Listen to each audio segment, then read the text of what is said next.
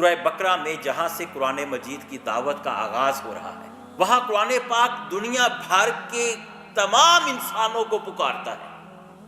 قرآن کسی ایک قوم کو نہیں پکارتا، قرآن کسی ایک ملت کو نہیں پکارتا، قرآن کسی ایک قبیلے یا ایک برادری کو نہیں پکارتا، قرآن کسی ایک ملک کے لوگوں کو نہیں پکارتا۔ قرآن فقط مشرق یا مغرب میں رہنے والوں کو نہیں پکارتا، قرآن فقط 1400 سال پہلے پیدا ہونے والے انسانوں کو نہیں پکارتا، قرآن کسی خاص دور کے خاص زمانے کے خاص لوگوں کو نہیں پکارتا۔ کیوں؟ اس لیے کہ قرآن جس پروردگار کی کتاب ہے وہ تمام انسانوں کا پروردگار ہے، وہ تمام ملکوں کا حکمران ہے، وہ تمام جہانوں کا بادشاہ ہے۔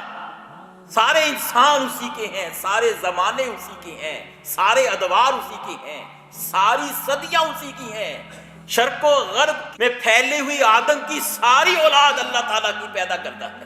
وہ سب کا پروردگار ہے، وہ سب کا رب ہے، وہ سب کا الہ ہے، وہ سب کا مالک ہے، وہ سب کا رازق ہے، وہ سب کا خالق ہے، وہ سب کا حکمران ہے، سب کا بادشاہ حقیقی ہے، اسی کی شہنشاہی ہے۔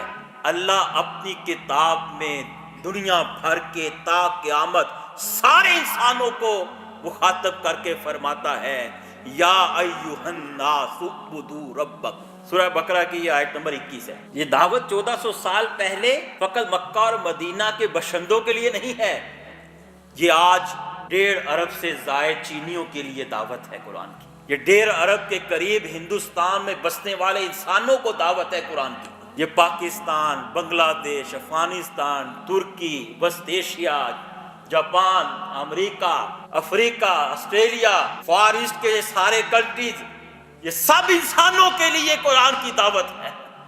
سب انسانوں تک قرآن کی اس دعوت کا ابلاغ ان لوگوں کی ذمہ داری ہے جن کو اللہ تعالیٰ نے قرآن پر ایمان لانے کی توفیق دی۔